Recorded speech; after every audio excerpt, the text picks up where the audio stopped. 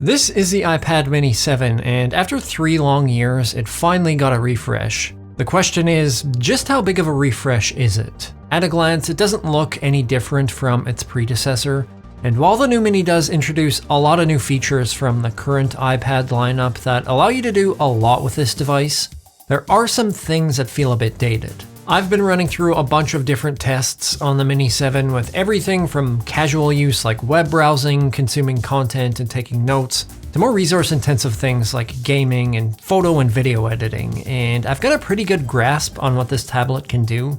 and today I'm going to get into all of that. What's new with the iPad Mini 7, what's changed from the last generation, and what stayed the same, and exactly where this fits into Apple's current iPad lineup. So if you're curious to see what you can get out of this little iPad, how well it performs, or just exactly what this might be best used for, stick around and let's get into it.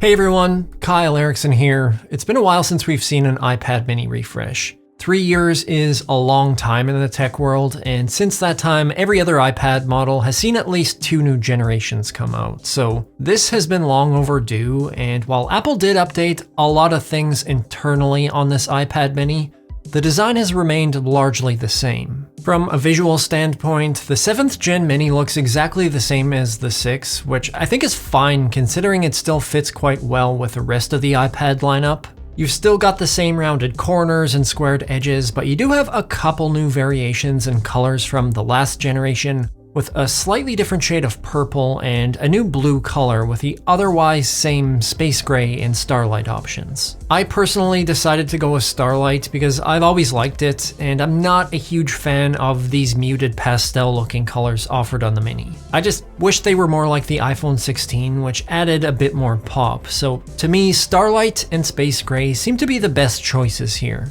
Regardless, as always, the build quality here is outstanding. This is a full aluminum unibody where along the top left you've got your volume buttons, where the other side has a Touch ID button, and there's stereo speakers along the top and bottom as well. There's also still no smart connector on the Mini like there is on all the other iPad models, which I think makes sense given that that's almost exclusively used for hooking up an external keyboard, and in this case, it just doesn't seem logical. The smaller form factor would not only make the keyboard super tiny, but to me, if you're choosing the Mini over an Air or a Pro model, it's likely because you want something really portable or lightweight that's more of a casual companion device rather than a laptop replacement. That portability is really enabled by having that smaller 8.3-inch display, which I think is kind of the sweet spot if you're looking for something that is legitimately between a phone and a laptop. It's much easier to throw in a bag or store in your vehicle than the larger iPads, and it's great for things like note-taking or automation controls or apps.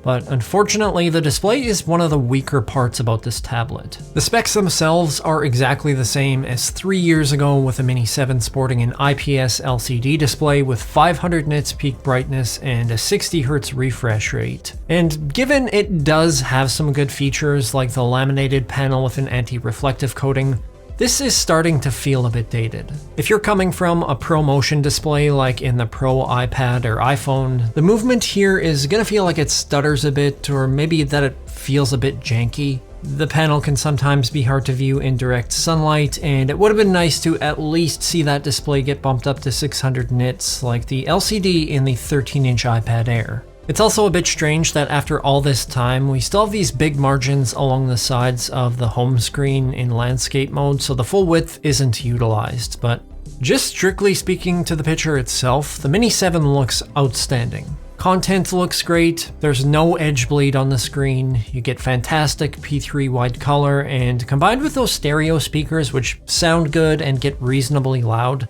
this is a really solid device for consuming media. The display also supports the Apple Pencil Pro, which I absolutely love, and I've been using with my iPad Pro since it came out, which, by the way, I'm going to be doing a long-term review on that next week, so make sure that you're subscribed if you want to see that. But the Pencil Pro also does make this a solid device for note-taking, and to a lesser extent artwork, where the pencil does function amazingly well, but you might find it a bit of a struggle if you're using apps where the UI takes up a lot of space. Apps like Procreate are super smooth with no slowness or lag and are much more capable than something like the iPad 10. Although performance levels pale in comparison to the M-series chips in the options above it, and aren't even as good as the current A-series chips for that matter. And when it comes to performance, the A17 Pro chip in the iPad Mini 7 is kind of a mixed bag. In benchmarks, it comes in just below the iPhone 15 Pro, which makes sense given that they both use the A17 Pro chip,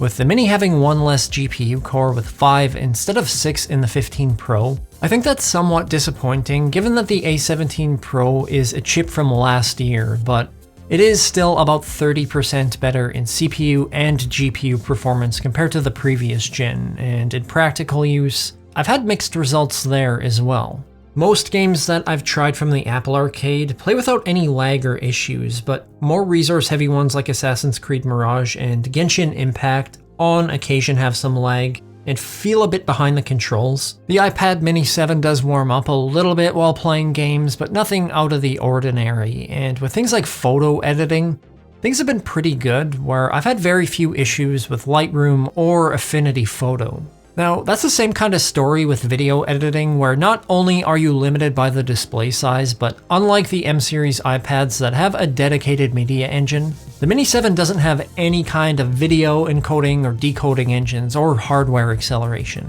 So I don't know that that's particularly useful for those types of tasks, outside of just simple edits and something like CapCut. That being said, this does have a considerable amount of RAM at 8GB, so double that of the Mini 6, and the lowest storage capacity doubles as well, going from 64GB to 128, which I think was definitely a necessary step. 64GB just never seemed like enough, even when you didn't do too much with your iPad, and going up to 8GB of RAM will enable the use of Apple Intelligence, which is just right around the corner now. But one of the things that I was personally the most excited to see on here was on the USB-C port, which was upgraded in a couple key areas. The first, and probably the most notable change, was that the USB-C port went from a 5GB per second transfer speed on the Mini 6 to 10GB on the 7. So this is much quicker and more usable with things like external storage, which does come in handy, say, if you want to get some work done on the iPad and move it over to a laptop after, which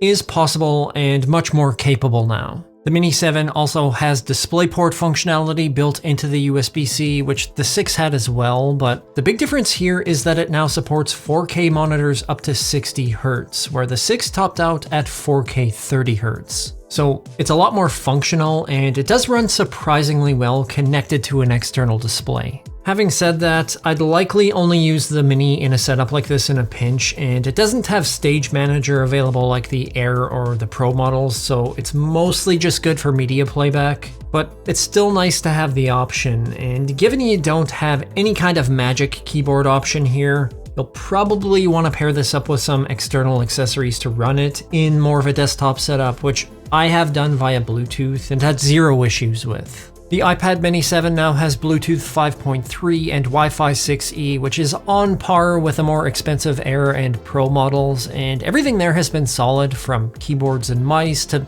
AirPods and different headphones. On the Wi-Fi side, network connectivity has been great, with good signal and fantastic speeds, and not really any different than any other Apple product that I've tested over the last few years. Now, with battery life, that's a slightly different story, where Apple says that the iPad Mini has the exact same battery life as the models above it. I find it to be not quite as good, and it definitely feels like I'm getting at least 1 to 2 hours more screen on time on the 11-inch iPad Pro, and slightly more on the 11-inch Air, but the Mini still gives me around 8 hours of screen on time, which for a device like this, I think is totally fine. As far as charging goes, this still has the same 20-watt charging spec as the last generation, so it will charge from 0 to 100% in 2 hours or so, so nothing really new there. And finally, the cameras are the same as the rest of the iPad lineup, with a 12-megapixel wide-angle lens on the back, and another 12-megapixel ultra-wide on the front. The only downside there, I would say, is this is now the only iPad with the weird portrait orientation with a front-facing camera, which can make it awkward for video calls. But on the plus side, this does have a True Tone flash for the rear camera, which the regular iPad and the iPad Air do not have. That can be handy for scanning documents and things of that nature, but I never use the cameras on my iPads outside of taking calls, and with the Mini, I honestly see this as more of a fun casual device that I'll use around the house for media, tinkering with connected devices, and maybe using it for some fun stuff with my 3D printer. For anything heavier than that, I'll always reach for the iPad Air or the Pro, but I think for traveling where you're just planning on using this for media consumption or just a general companion device, or you're just a college student that wants to use it for taking notes, there is a lot of value here. Having said that, I know that this is somewhat pricey if that's all that you're going to use it for, starting at $499 USD, and for a lot of folks, they might prefer the iPad 10 that starts at $349, even though it's a lot less capable than the Mini. The iPad 10 won't have the laminated display, Apple Pencil Pro support, or the same performance or benefits as the Mini in regards to connectivity over USB-C or wireless. And at the other end of the spectrum, it's only $100 more to upgrade to the iPad Air, which comes with almost all the same features, plus a much more powerful processor. I guess it just really boils down to what form factor you're looking for and what features you value, and I do really want to hear from people who really like the Mini or don't like it. Please let me know in the comments below what you love or hate about this thing, because I just find it a really interesting product, and it does seem to have a surprising amount of interest surrounding it. I'm going to continue to play around with mine and try out some things that I otherwise wouldn't do with a larger sized iPads, and I'll probably make some follow-up videos on this in the future, but that's all I have for you today. If you found this video useful or enjoyable, feel free to hit that like button. If you'd like to see more tech-related content or help me turn this iPad Mini into a dedicated AI machine for judging the quality of different cheeses, please subscribe. Thank you so much for watching, and I will see you in the next upload.